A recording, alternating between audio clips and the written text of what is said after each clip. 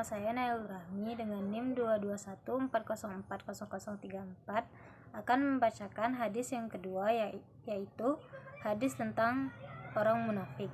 Sebelumnya saya akan membacakan hadisnya. Hadisu Abdillahi bin Umrin radhiyallahu anhuma qala Rasulullah sallallahu alaihi wasallam, arba'un man kunna fihi kana munafiqan khalisan wa man kanat fihi khallatun minhunna kanat fihi khallatun min nifaqin hatta yada'aha idza hadatsa kazaba wa idza ahada ghadara wa idza wa'ada akhlafa wa idza qasama fajar. Terjemahan dari hadis tersebut yaitu Hadisu Abdillahi bin Umrin, artinya hadis yang disampaikan oleh Abdullah bin Umar radhiyallahu anhuma, semoga Allah meridai keduanya.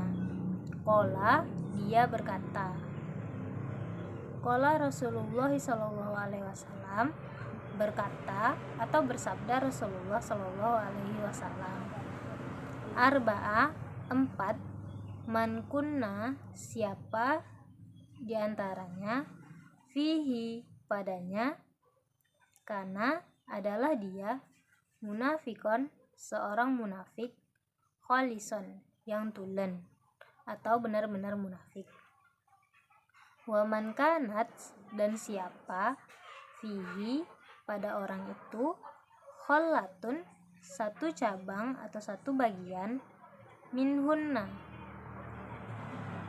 dari yang 4 itu, kanat, adalah dia, fihi, padanya, khallatun, satu cabang, min nifakin, dari kemunafikan, hatta, sehingga, yada'aha, dia meninggalkannya, idza, apabila, hadatha, dia berkata, kadzaba, dusta, wa idza, dan apabila, ahada, dia mengadakan perjanjian atau kontrak,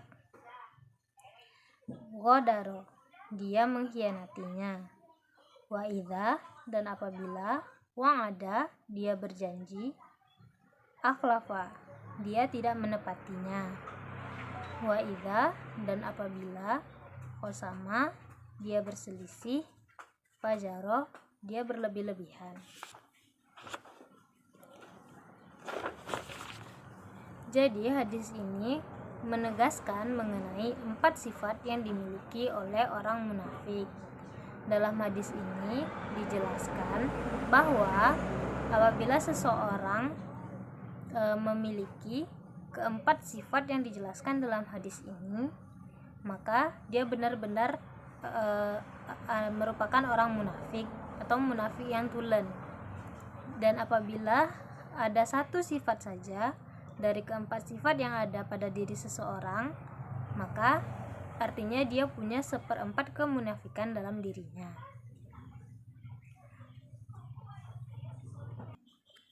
Jadi maksudnya, apabila seseorang walaupun hanya memiliki 1 dari 4 sifat yang dijelaskan, tapi dia memiliki 1 sifat, maka artinya dia juga sudah termasuk orang-orang yang munafik. Dijelaskan 4 sifat tersebut adalah, yang pertama, apabila dia berkata, dia berdusta.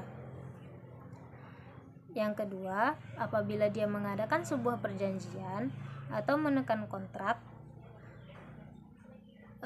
ataupun membuat perjanjian di depan orang ramai, kemudian dia tidak menunaikan perjanjian itu atau mengingkarinya. Atau dalam hadis lain juga disamakan dengan apabila dia diberi amanah, maka dia tidak menjalankannya. Yang ketiga, apabila dia berjanji akan sesuatu tetapi dia tidak menepatinya. Dan yang keempat, apabila dia bermasalah dengan orang lain atau berselisih dengan orang lain, maka dia berlebih-lebihan atau bersikap tidak semestinya. maksud dari yang keempat ini adalah ketika seseorang memiliki masalah dengan orang lain, maka yang seharusnya dia bisa menyelesaikannya dengan baik, namun dia malah melebih-lebihkan atau bersikap tidak semestinya terhadap permasalahan tersebut atau membesar-besarkan masalah. Contohnya saja, seperti ketika berselisih dengan orang, kita diperbolehkan untuk tidak menyapa orang itu lebih kurang dari 3 hari, namun orang tersebut malah mendiamkan lawannya lebih dari 3 hari, maka itu sudah termasuk kepada sifat orang munafik.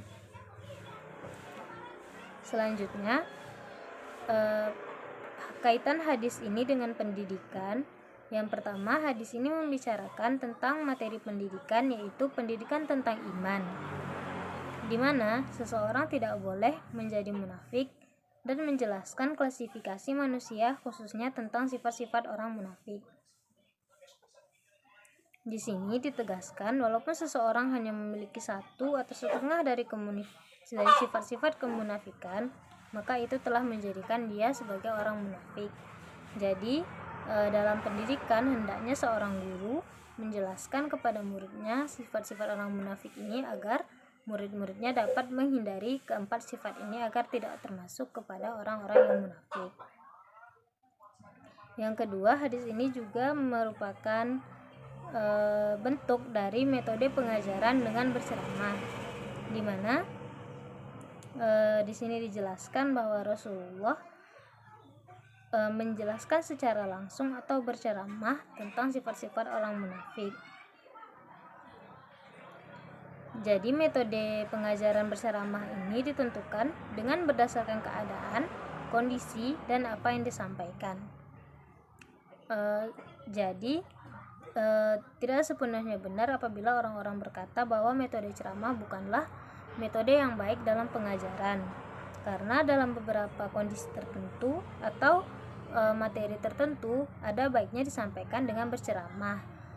Contohnya saja seperti materi sifat-sifat orang munafik ini, sehingga peserta didik atau orang yang mendengar bisa lebih paham dan memahami apa yang disampaikan.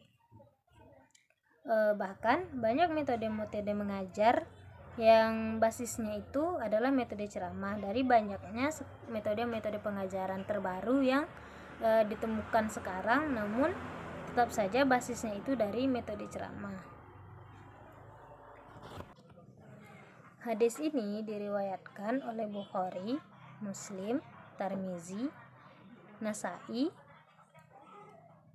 Abu Daud, dan Ahmad.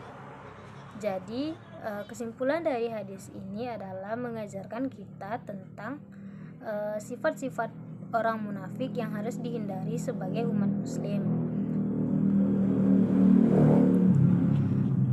di mana di sini seorang guru juga dituntut untuk mengajarkan sifat-sifat orang munafik, yaitu apabila berkata berdusta, kemudian ketika mengadakan perjanjian itu dia tidak menunaikannya atau mengingkarinya, kemudian apabila dia berjanji akan sesuatu dia tidak menepatinya, serta apabila ada masalah dengan orang lain dia melebih-lebihkannya.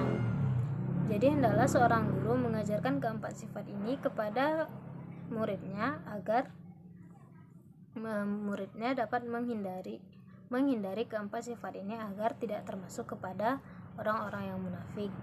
Karena apabila seseorang sudah memiliki 1 sifat saja dari 4 sifat ini, maka dia sudah dikategorikan kepada sebagai orang yang munafik.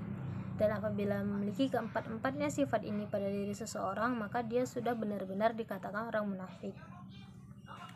Sekian video penjelasan dari saya.